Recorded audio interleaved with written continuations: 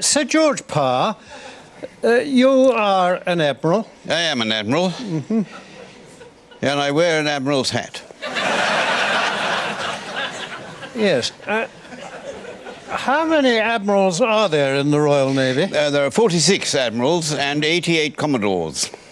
And how many ships? Surface fleet, 25.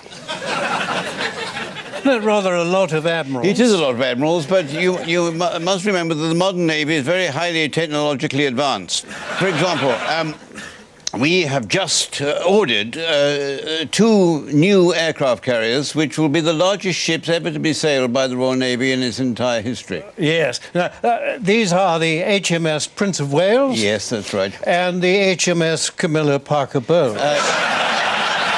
No, that was the original idea. But the Queen... Who's going to be launching them? Who will be launching them, said she couldn't really bring herself to say, I named this ship Camilla Parker Bowles.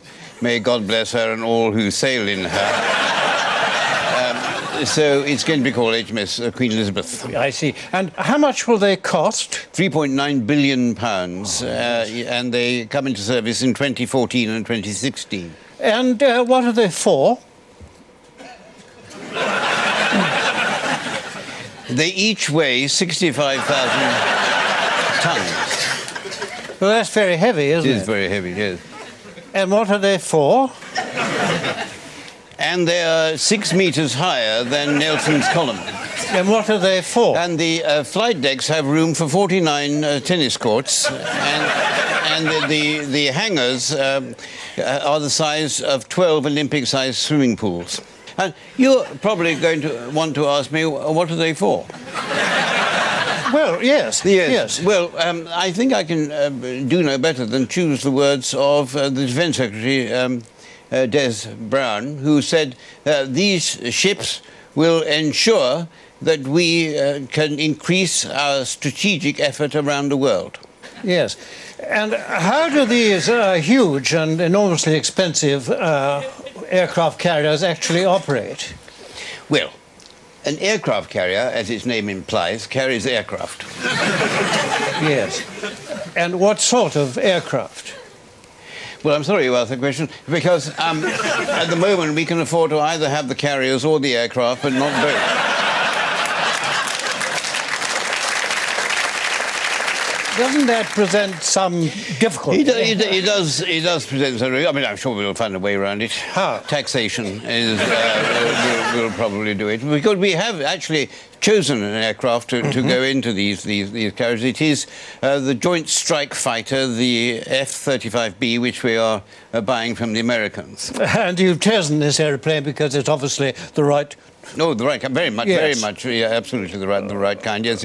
It's what's called a STOVL aircraft, a short takeoff and vertical landing aircraft, and it's been in development for 15 years. Oh, so it must perform perfectly. I haven't got the faintest idea, because it's not ready yet. Oh, I see. Why is that? Well, there have been problems with it. Such as? Well, on takeoff, it generates 500 degrees Celsius of heat underneath it, which is enough to destroy the flight deck of any known aircraft carrier. The jet draft is 70 or 80 miles an hour, which on a ship going already at 30 knots means a wind the force of a hurricane will be blowing across the flight deck, thus blowing anybody who's not already fried into the sea. So, why are we buying these aircraft for this aircraft carrier which is costing billions already? Because we've only just found out about these problems, and in any case, by the time this aircraft comes into our service, if it ever does, I shall be long retired, as indeed will all my colleagues, and so it'll be somebody else's problem. So we've actually ordered these things, have we? I mean, yes. Couldn't we have got the aircraft from somewhere else? Oh, well, we must remember that America is our greatest ally, but they have actually stipulated in the agreement to buy this plane that we can't use it outside the United Kingdom.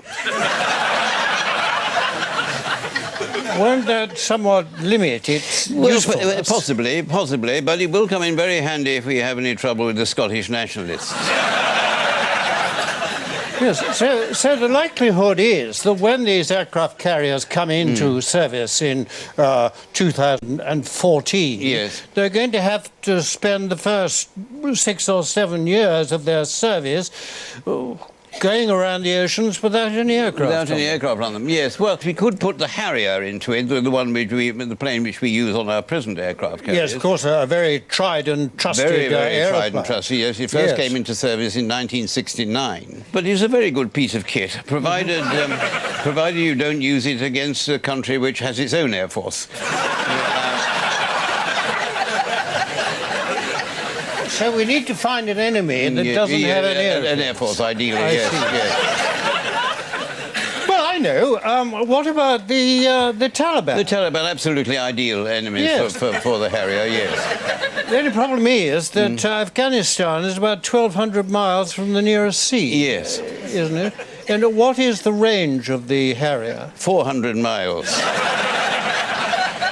But hasn't it been made clear that what our forces, the British forces, need are helicopters, armoured vehicles, and lots of soldiers? Yes, but these things aren't as sexy as aircraft carriers. And in any case, I mean, you wouldn't get one Olympic-sized swimming pool into a helicopter.